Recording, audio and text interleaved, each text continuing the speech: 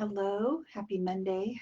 The day has almost gotten away from me. Been crazy here. Have a feral cat that I've been caring for about a year and a half, and he has an abscess in his ear. And he's gone to the vet in the summertime, but it's come back, and we've got to figure out ways to get him trapped again. And it's kind of traumatic, and it creates a bit of a feeling of overwhelm, which is kind of one of the things that I wanted to touch on today. Is acknowledging overwhelm. I think we're in a year of overwhelm. And the strongest of the strongest, the resilient of the most resilient, the most grounded of grounded persons will still have a level of overwhelm this year. And how do we work with that? What is the antidote for it? Well, just to understand what's happening and to acknowledge it. That's really, really one of the first steps, because if we override it, we start to run into trauma. Okay, that sounds a little weird, but that's the first phase of a traumatic event, is when the body goes into overwhelm and it can't process anything else and it shuts down, and then we can't feel anything. So one of the first things that we notice when we're starting to go into overwhelm is that we can't feel, or we feel the need to protect ourselves from feeling. So the really good example is like when the news comes on and you're just like, I can't take another word of this. I got to change the channel. Well, that's our little inner defensiveness, defense mechanism to protect us. That's just, a way of understanding that that also happens on a bigger level.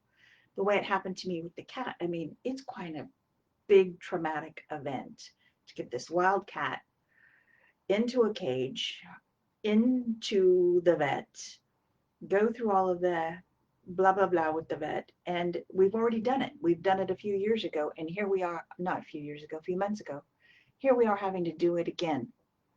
Ugh, kind of sounds like the whole year of 2020. We already did that. Can't we just move on instead of having to go through this whole nother round of everything? Overwhelm, shut down, can't feel my body, can't make decisions, can't make choices, little and big. When there's a lot of overwhelm, little things like what to do with the feral cat turns into, kind of a big deal if we're not aware of what's going on. So thank goodness for Qigong.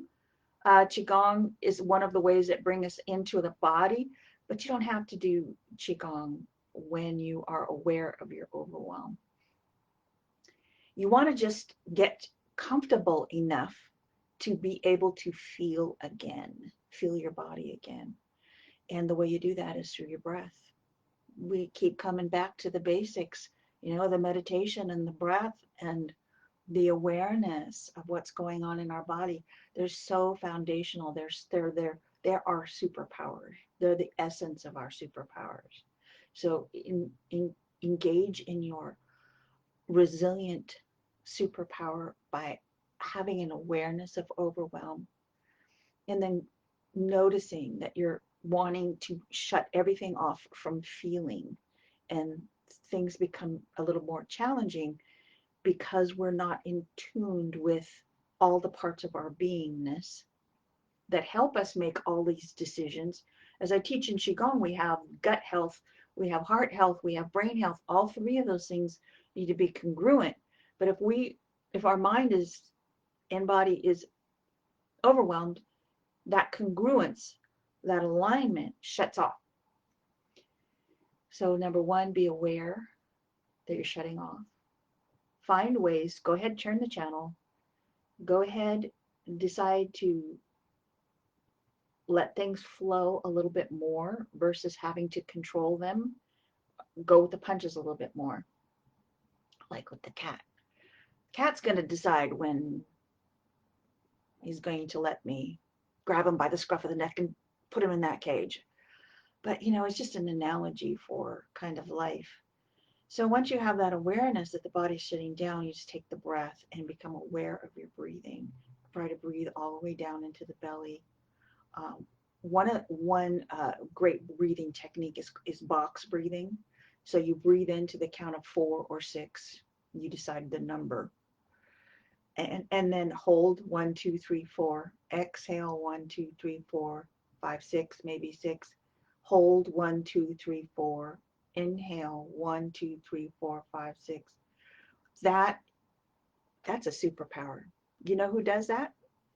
Are the Marines, the SEALs. You know that specialty group. They use that breathing technique. All right. If you want to get into your superpowers, learn how to do a little box breathing.